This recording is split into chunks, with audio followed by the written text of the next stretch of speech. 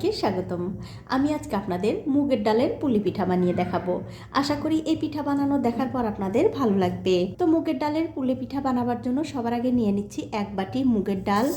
এখন এই ডালগুলো একটা কড়াইতে দিয়ে একটু ভালো করে ভেজে নিতে হবে। তো এই দেখুন ডালগুলো কিন্তু খুব ভালো করে ভেজে নিয়েছি। এখন আমি এই ডালগুলো অন্য একটা পাত্রে ঢেলে নিয়ে ভালো করে একটু ধুয়ে নেব। তো এই দেখুন ডালগুলো কিন্তু আমি ভালো করে ধুয়ে নিয়েছি। তবে বন্ধুরা বেশিও কিন্তু ধোয়া যাবে না, তাহলে কিন্তু ডালের যে একটা ভাজা গন্ধ আছে সেটা কিন্তু চলে যাবে। একবার কিংবা দুবার ধুলেই কিন্তু হয়ে যাবে। এখন আমি এই ডালগুলো সেদ্ধ করে নেব।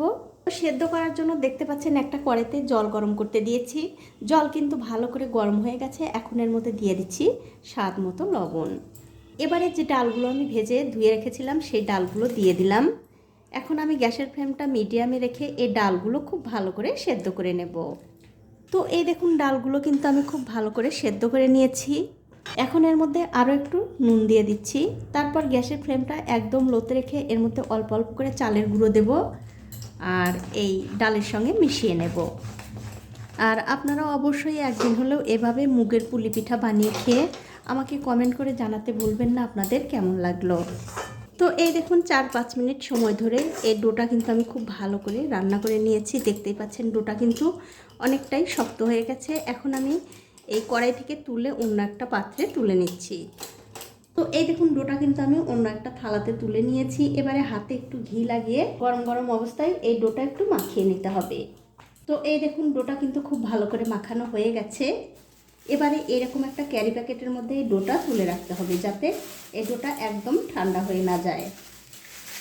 এখন একটা কড়াইতে দিয়ে দিচ্ছি একটা নারকেল কোড়া, তার সাথে দিয়ে দেব খেজুরের গুড় আর সামান্য একটু জল।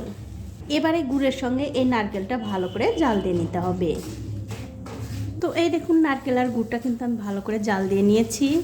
এখন এর মধ্যে দিয়ে দেবো একটু গুঁড়ো দুধ। এবারে এই নারকেলের সঙ্গে গুঁড়ো দুধটাও আবারও খুব ভালো করে রান্না করে নিতে হবে। তো এই দেখুন নারকেলের সঙ্গে গুঁড়ো দুধ কিন্তু আমি খুব ভালো করে রান্না করে নিয়েছি। এবারে গ্যাসের ফ্লেমটা বন্ধ করে দিয়ে এই নারকেলটা একটু ঠান্ডা করে নিতে হবে। এবারে যে ক্যারি প্যাকেটে আমি ডোটা তুলে রেখেছিলাম সেখান থেকে অল্প একটুখানি ডো আমি নিয়ে নেব। তারপর এটুকু আবার কিন্তু খুব ভালো করে এই প্যাকেটের মধ্যে রেখে দিতে হবে। এবারে এই ডোটুকু আমি হাত দিয়ে একটু মেখে নিচ্ছি। তো এই দেখুন এটা কিন্তু আমি খুব ভালো করে মেখে নিয়েছি। এখন আমি এখান থেকে ছোট্ট একটা লেচি কেটে নিচ্ছি। তারপর হাত দিয়ে খুব ভালো করে গোল করে নেব। তো এই দেখুন খুব সুন্দর করে কিন্তু গোল করে নিয়েছি। এখন আমি এটা দিয়ে একটা বাটির মতো বানিয়ে নেব। দেখুন ঠিক এরকম করে বানিয়ে নিতে হবে। এবারে যে নারকেলের পুরটা আমি বানিয়ে রেখেছিলাম সেটা ঠিক মাঝখানে দিয়ে এই লেচির মুখটা খুব ভালো করে বন্ধ করে দিতে হবে। ভালো করে বন্ধ করে দিয়ে এই লেচিটা আবারও হাত দিয়ে একটু গোল করে নিতে হবে।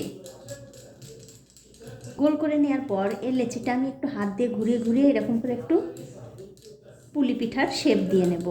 আমি আজকে ঠিক এরকম করে শেপটা দিচ্ছি। আপনারা চাইলে কিন্তু যে কোনো রকমের ডিজাইন করতে পারেন, কোনো অসুবিধা নেই।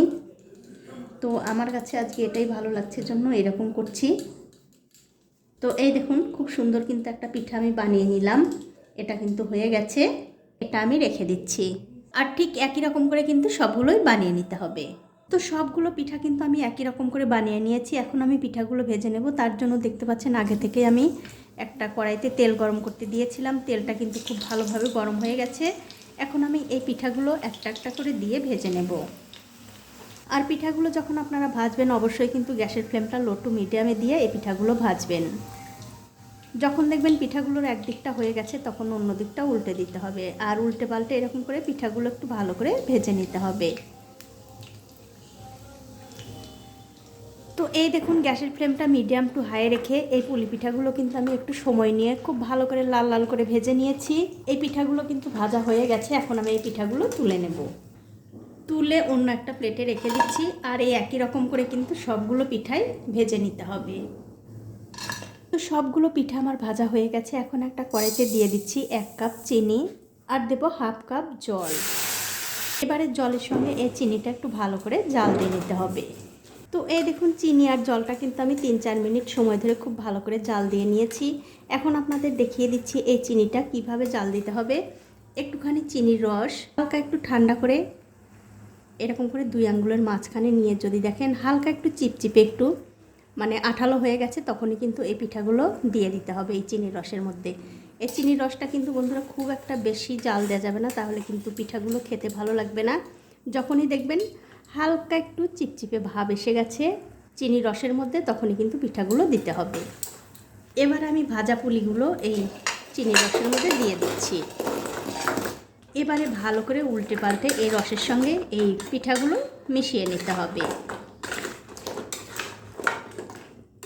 আপনারা অবশ্যই কিন্তু একবার হলেও এইভাবে মুগের পুলি পিঠা বানিয়ে খেয়ে আমাকে কমেন্ট করে জানাতে ভুলবেন না আপনাদের কেমন লাগলো।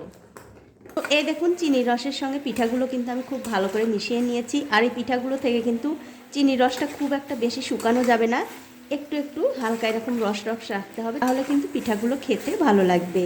দেখুন পিঠাগুলো কিন্তু হয়ে গেছে। এখন আমি গ্যাসের ফ্লেমটা বন্ধ করে দিয়ে আপনাদের একটু পরিবেশন করেও দেখাচ্ছি কতটা সুন্দর হয়েছে। দেখুন অবশ্যই কিন্তু একবার হলেও এভাবে মুগের পুলি পিঠা বানিয়ে খেয়ে আমাকে কমেন্ট করে জানাতে ভুলবেন না আপনাদের কেমন লাগলো।